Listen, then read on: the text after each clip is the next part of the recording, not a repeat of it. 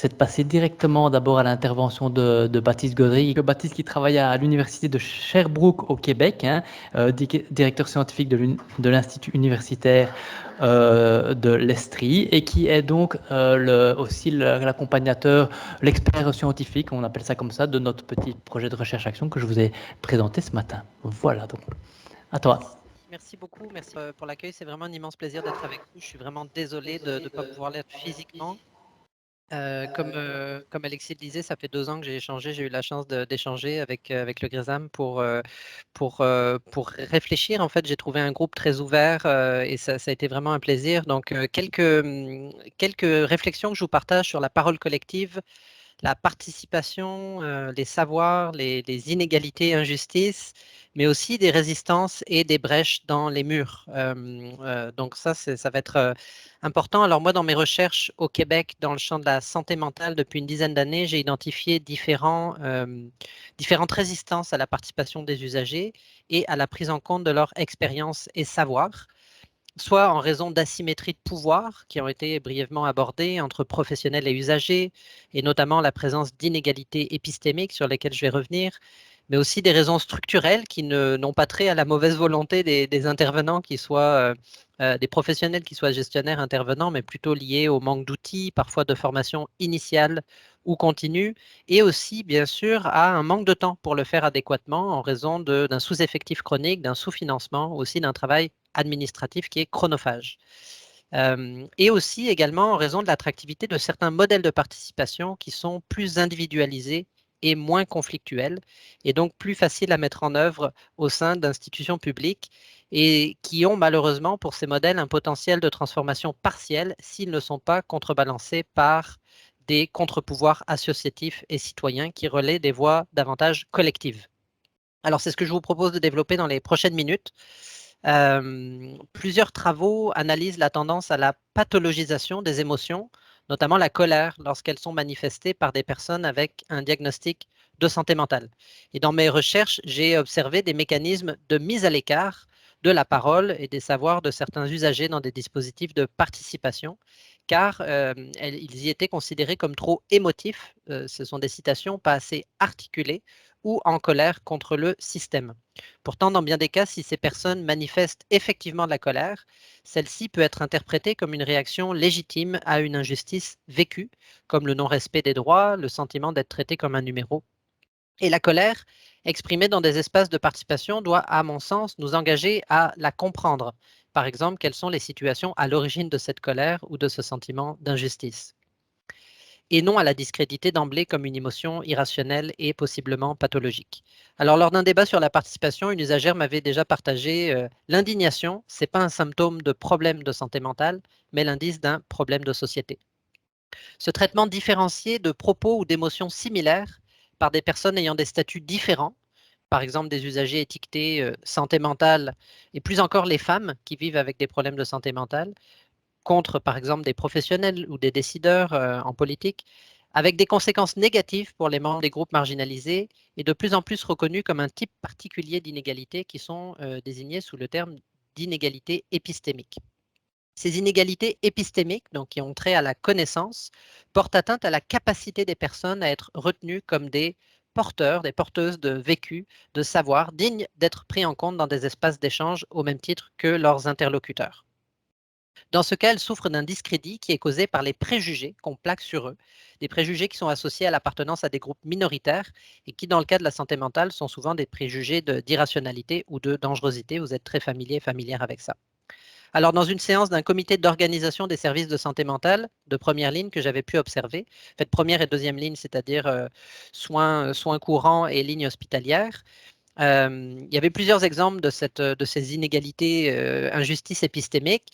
C'était un psychiatre qui tape du poing sur la table, exaspéré par la longueur des listes d'attente et la lourdeur administrative de son travail, qui s'attire la sympathie de ses collègues, alors que des usagers qui exprimaient leur exaspération sur ce même sujet, à propos des délais pour accéder à des soins, étaient jugés agressifs par ces mêmes personnes.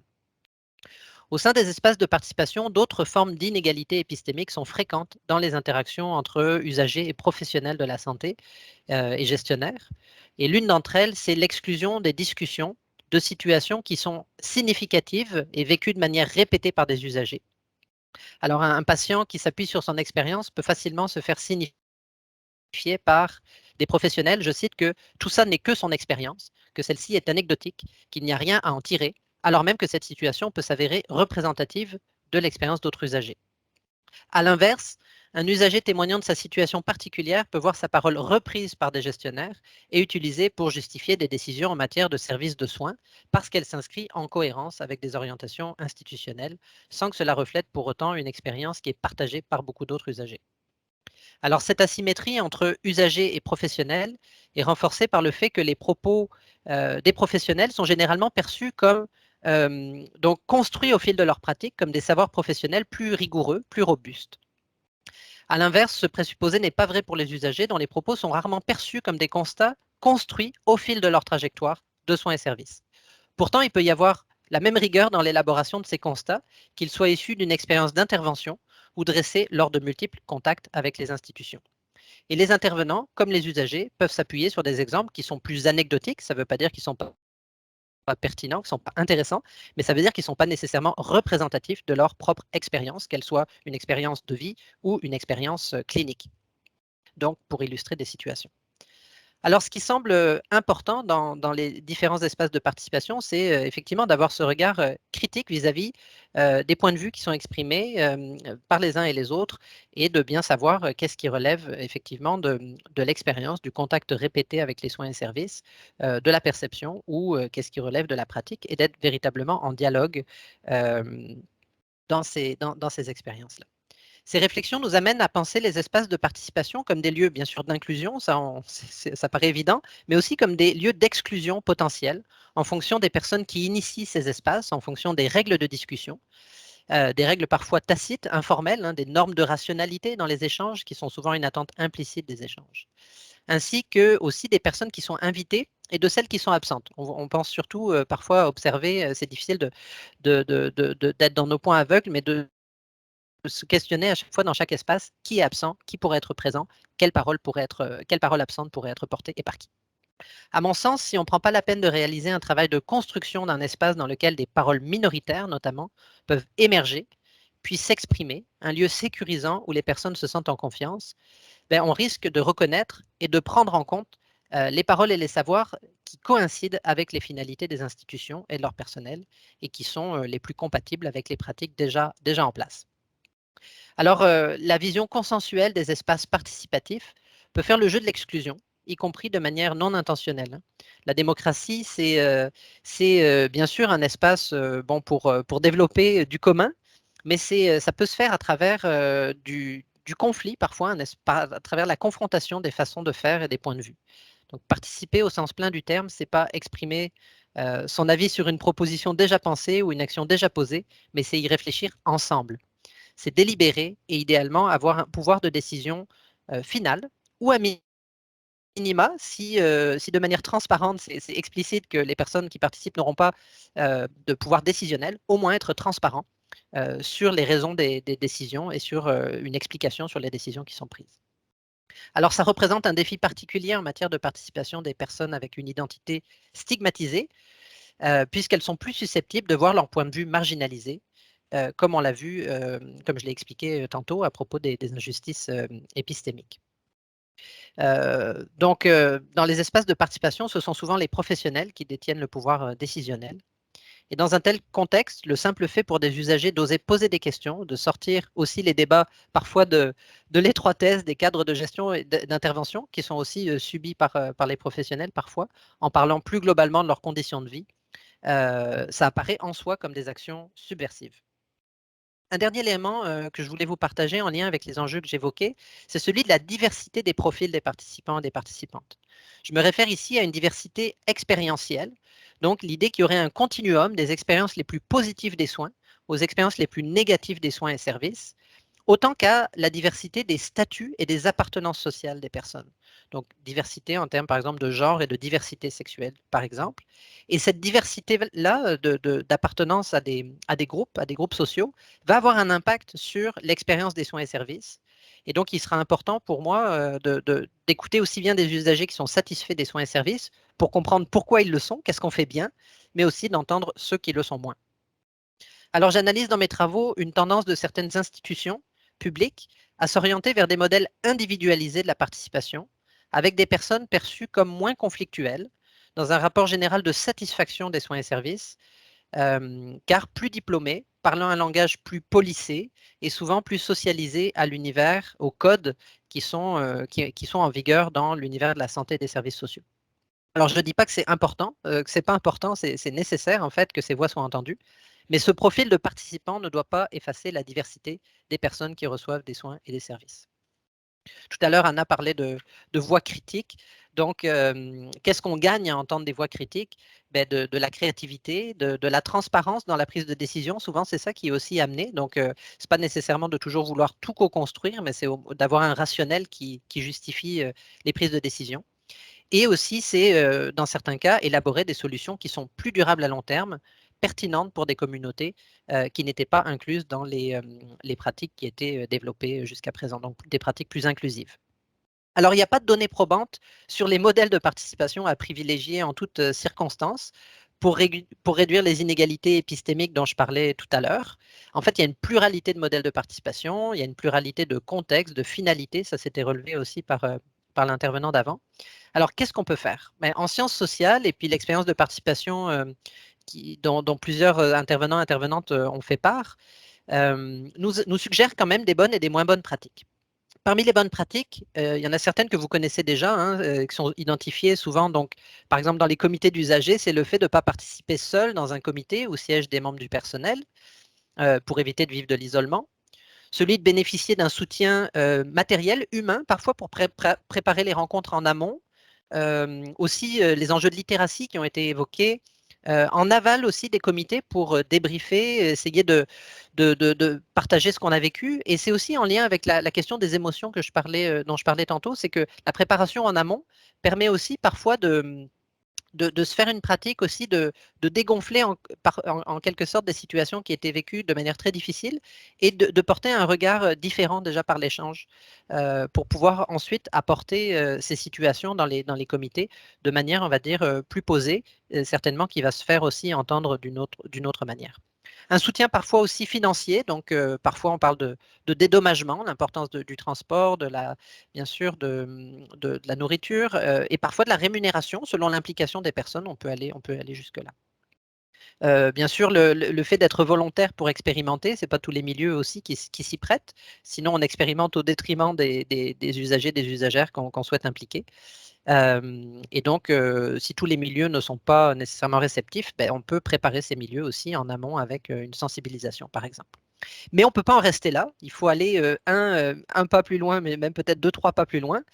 Pour réduire les inégalités épistémiques, une des stratégies porteuses est que les prises de parole des usagers, à mon sens, ne soient pas simplement des prises de parole au jeu, mais qu'elles aient aussi, ces prises de parole, une dimension collective, qu'elles soient construites à partir d'un nous.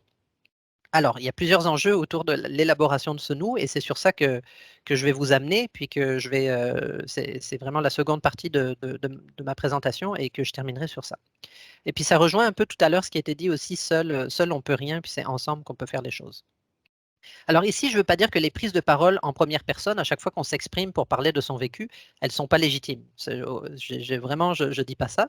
Et puis le témoignage individuel est important parce que c'est vraiment ça qui est marquant parfois. Moi, dans beaucoup d'entrevues, j'ai des professionnels, des décideurs, des gestionnaires qui m'ont dit, à partir du moment où une personne m'a partagé son expérience, ça m'a fait vraiment changer, ça m'a sensibilisé, ça a touché mes émotions. Donc le témoignage individuel, il est important. Mais je pense qu'il ne faut pas en rester là. Parce que ce témoignage individuel peut aussi, on l'a vu, être facilement mis de côté comme non représentatif, comme anecdotique. Et donc, c'est important d'avoir quelque chose qui soit présenté de plus collectif. Le fait de construire et de porter une parole collective permet aux personnes qui s'expriment dans les processus participatifs, notamment institutionnels, donc au sein d'institutions, on a parlé d'hôpitaux, ça peut être des institutions de première ligne, ça peut être aussi des associations, de se référer à d'autres situations que les leurs, ce qui introduit de la nuance dans leurs propos et aussi enrichit leur point de vue, avec en fin de compte un impact souvent positif sur la qualité des échanges. Qui plus est, un tel processus donne du poids à la parole et à l'expérience des personnes et leur permet de sortir d'un certain isolement, d'une tendance qu'elles ont souvent à douter d'elles-mêmes, tendance qui est renforcée, comme on l'a vu, par des mécanismes de décrédibilisation de leurs paroles. Et aussi à sortir d'un certain fatalisme.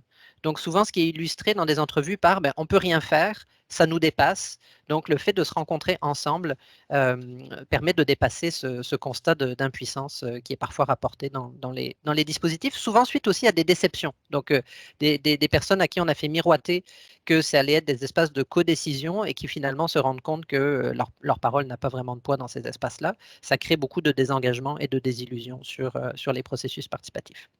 Alors, comment ce passage du jeu au nous peut se produire? J'imagine que vous avez un certain nombre d'expériences et d'idées dans la salle pour ça. Je vous en soumets quelques-unes.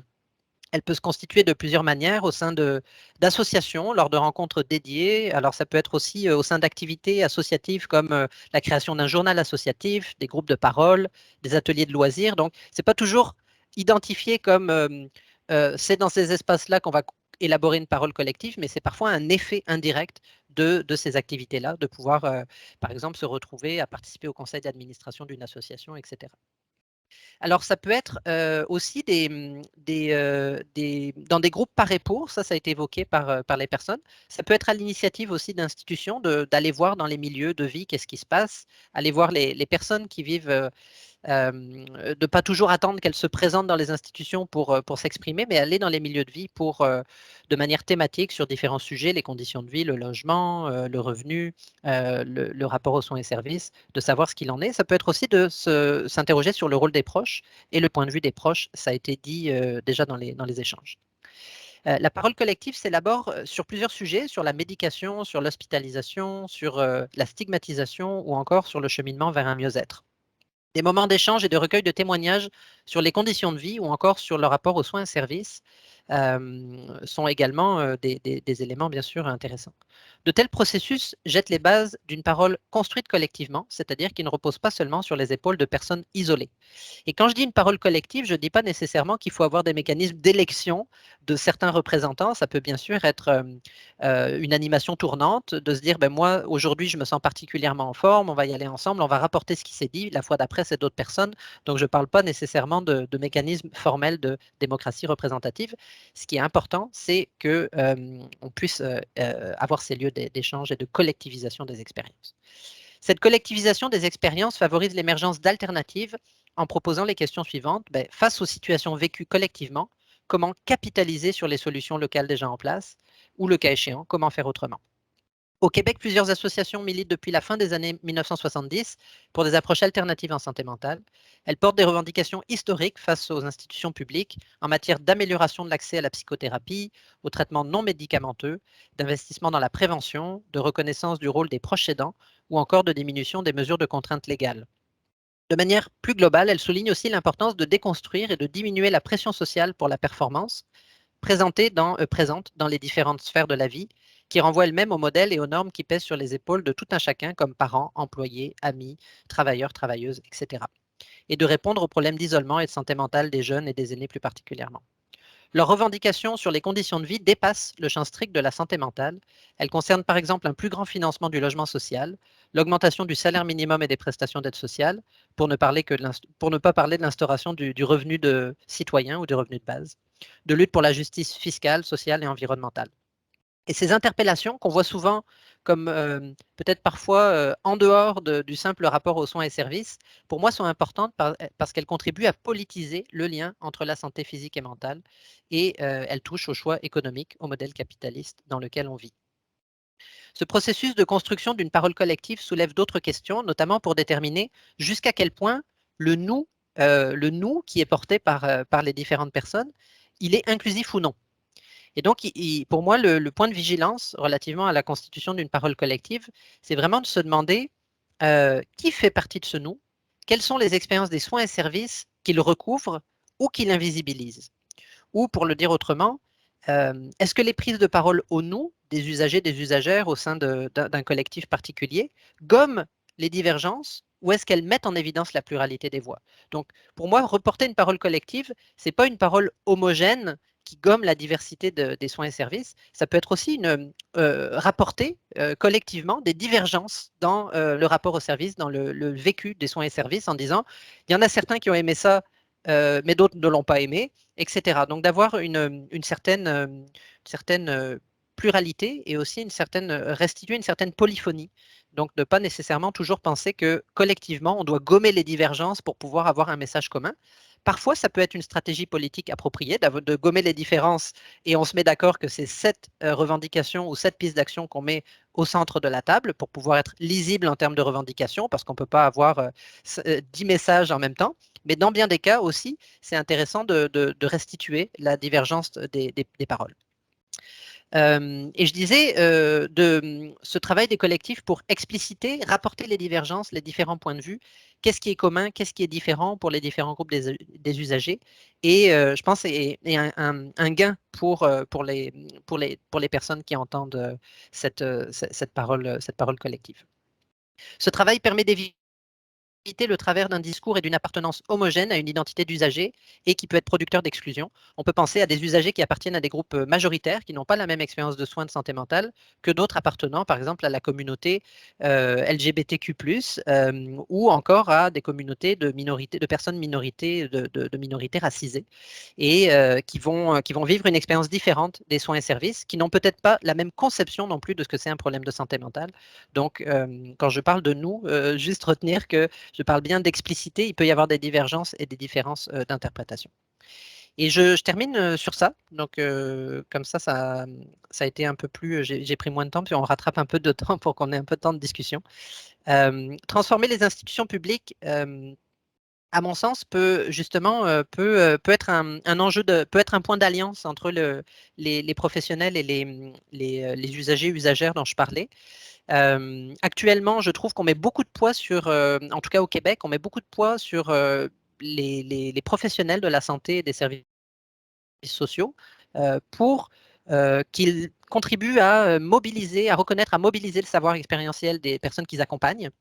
Et je trouve que c'est difficile pour eux parce que eux-mêmes, leurs paroles et leurs voix et leurs savoirs ne sont pas toujours entendus au sein des institutions de santé et services sociaux. Donc, pour moi, si eux-mêmes manquent de reconnaissance, ils sont contraints sans arrêt de rendre des comptes quant à leur expertise clinique, qu'ils sentent qu'ils ne peuvent pas ou difficilement avoir une influence sur les organisations dans lesquelles ils travaillent, mais comment pourraient-ils être en mesure d'accorder cette même reconnaissance aux personnes qu'ils accompagnent? Donc, ce manque de considération peut alimenter les résistances du personnel face au savoir expérientiel des usagers. J'ai souvent entendu des professionnels dire, mais moi aussi j'ai des savoirs expérientiels, mes savoirs professionnels, est-ce qu'ils comptent? Pourquoi j'ai fait toutes ces années d'études si mon travail, entre guillemets, consiste à valoriser les savoirs expérientiels des usagers? Donc, je pense que sur ça, il y a vraiment un point, une alliance, un point possible d'alliance commune. Au Québec, on a vu des réformes majeures de la santé des services sociaux dans les dernières années qui ont accentué la centralisation des institutions et à valoriser l'autonomie des professionnels des intervenants. Et donc, pour moi, je pense que plutôt que d'alimenter les tensions, tout ce que je vous ai dit pourrait être des éléments de convergence, de jonction entre, d'une part, des travailleurs qui sont parfois épuisés, qui ne se sentent pas assez reconnus, qui sont aux prises avec des logiques pesantes de management, souvent insuffisamment rémunérés, et d'autre part, des personnes qui reçoivent des services, qui ne veulent pas se sentir comme des numéros au sein d'institutions socio-sanitaires et qui souhaitent que leurs paroles et leurs savoirs soient davantage pris en compte. Alors, je vous remercie beaucoup pour votre attention.